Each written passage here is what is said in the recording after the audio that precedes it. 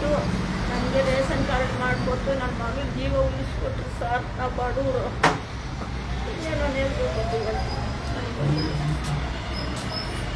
ಅವ್ರು ಇದ್ದಿದ್ರೆ ಇಲ್ಲ. ನಮಸ್ಕಾರ ಸ್ನೇಹಿತರೆ.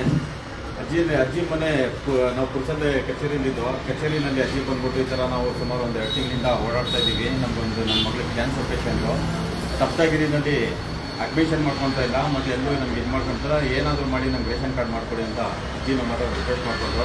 ಆ ಕಾರಣ ನೋಡಿದ್ರೆ ಆಮೇಲಿಂದ ಅಜ್ಜಿ ಹತ್ರ ಇನ್ಕಮ್ ಸರ್ಟಿಫಿಕೇಟ್ ಇರಲಿಲ್ಲ, ರೇಷನ್ ಕಾರ್ಡ್ ಇರಲಿಲ್ಲ, ಏನೂ ಇರಲಿಲ್ಲ. ಅದಾದ ನಂತರ ನಮ್ಮ ಕಮಿಟಿಯ ರಾಜ್ಯಾಧ್ಯಕ್ಷರಾದಂಥ BM ಚಿಕ್ಕಣ್ಣವರವರು ಇಮ್ಮಿಡಿಯೇಟು ಆರ್ಐಗೆ ಮಾತಾಡಿ, ಅವರು ಆರ್ಐಗೆ ಮತ್ತು VAಗೆ ಅವರೆಲ್ಲರಿಗೂ ಮಾತಾಡಿ ಇಮ್ಮಿಡಿಯೇಟು ಕ್ಯಾಶ್ ಇನ್ಕಮ್ ಸರ್ಟಿಫಿಕೇಟ್ಗೆ ಅಪ್ಲೈ ಮಾಡಿದ್ರು. ಅಪ್ಲೈ ಮಾಡಿದ ತಕ್ಷಣ ಅವರು ಸಂಜೆ ಅಷ್ಟರಲ್ಲಿ ನಮಗೆ ಇನ್ಕಮ್ ಸರ್ಟಿಫಿಕೇಟ್ ಕೊಟ್ಟರು.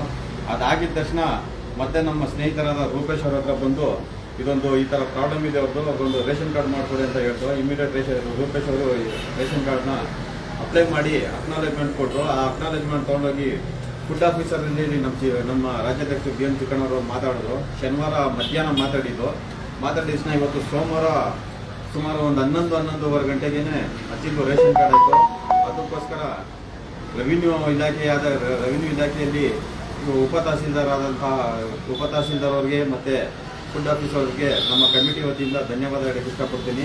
ಅದೇ ನಿಮ್ಮ ಹತ್ರ ಯಾರಾದ್ರೂ ಏನಾದರೂ ಕಾಸು ಕೇಳಿದ್ರಾ? ಯಾರು ₹1 ಕೊಟ್ಟಿಲ್ಲ ಸರ್. ಕೊಡ್ತೀನಿ ಅಂದರೆ ಯಾರು ಬೇಡ ಅಂದ್ಬಿಟ್ಟು, ಈಗೂ ಬೇಡ ಅಂದ್ಬಿಟ್ಟು, ಯಾರಿಗೂ ಕೊಟ್ಟಿಲ್ಲ ಸರ್. ದುಡ್ಡೇ ಬೇಡ ಅಂದ್ಬಿಟ್ಟು ಅಜ್ಜಿಗೆ ಬಡವೈತೆ ಅಂತ ಮಾಡಿಕೊಟ್ರು. ನನ್ನ ಮಗಳಿಗೆ ಸಹಾಯ ಮಾಡಿ ಜೀವ ಉಳಿಸ್ತು. ಇದೇ ಥರ ಯಾರಿಗಾದ್ರೂ ಮೆಡಿಕಲ್ ಎಮರ್ಜೆನ್ಸಿ ಇರಲಿ, ಏನಾದರೂ ಇರಲಿ, ಎಮರ್ಜೆನ್ಸಿಗೆ ರೇಷನ್ ಕಾರ್ಡು ಅಥವಾ ಕ್ಯಾಶ್ ಇನ್ಕಮ್ ಸರ್ಟಿಫಿಕೇಟು ಏನಾದ್ರು ಇದ್ದರೆ ನಮಗೆ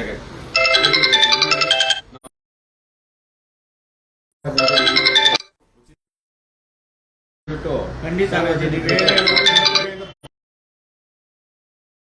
ಏನಾದರೂ ಮಾಡ್ತೀವಿ.